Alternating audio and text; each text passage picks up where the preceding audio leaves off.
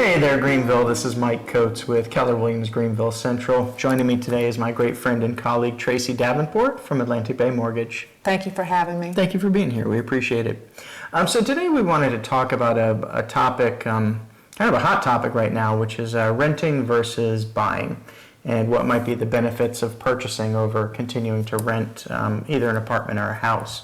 I actually just recently had a client that I was working with, and they were renting a property, and they weren't quite sure that they wanted to purchase because they were afraid that they might not be able to find the perfect house within their budget. Mm-hmm. And so we had a conversation about that, and kind of came to light through the conversation that, number one, the apartment that they were renting was not quite meeting their needs. Mm-hmm. And number two, the rent on the apartment was fairly high.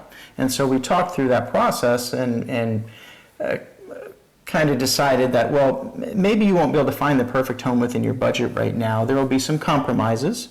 But at the same time, the house that you find is probably going to meet every need that the apartment does. It probably even more so than the apartment would. And at the same time, your monthly payment is going to be much lower than the rent would have been. So we kind of talked through that and decided that, well, maybe this first purchase should be kind of a stepping stone to get to that perfect home. Correct. You know, you can use it to build wealth, use it as an investment property, or just build up that equity and sell it down the road to buy that perfect house. Right. I was hoping maybe you could shed a little bit more light on that, Tracy. Well, exactly, because I mean, to stay put in a situation like that, all they're doing is just throwing their money to the wind, and it's not doing anything for them. It's not building equity for them.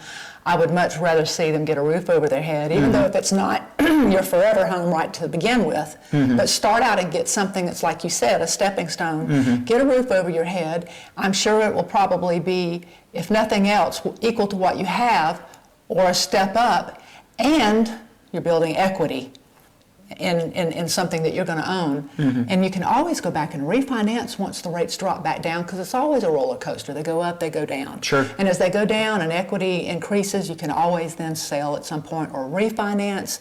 But yeah. Now, would you say it's likely that a renter would be able to find an equivalent home as to what they're currently renting for a lower mortgage payment than their current rental rate is? Absolutely. I hear people telling me that they're renting for $1,800 a month and for a 2-bedroom, and they could have a 3-bedroom house.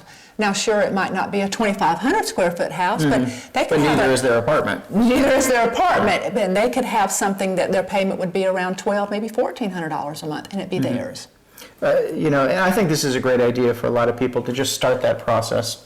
You know, start that pathway to building wealth and to looking for, you know, towards the future. You're not making somebody else wealthy, but that's right, building wealth for your own family. But not only that, the payment's fixed. At least when you have something that you own and you're building equity, you can lay your head on your pillow at night and know that payment's never going to go up. When you're renting, you have no guarantee. That renter is probably going to go up on your rent in 6 months' time, and there's no telling what that increase could be. I couldn't sleep like that. That's a great point. Great point. Well, Tracy, thanks so much for being here today. Thank you so much, and make it a great day, Greenville. Thank you.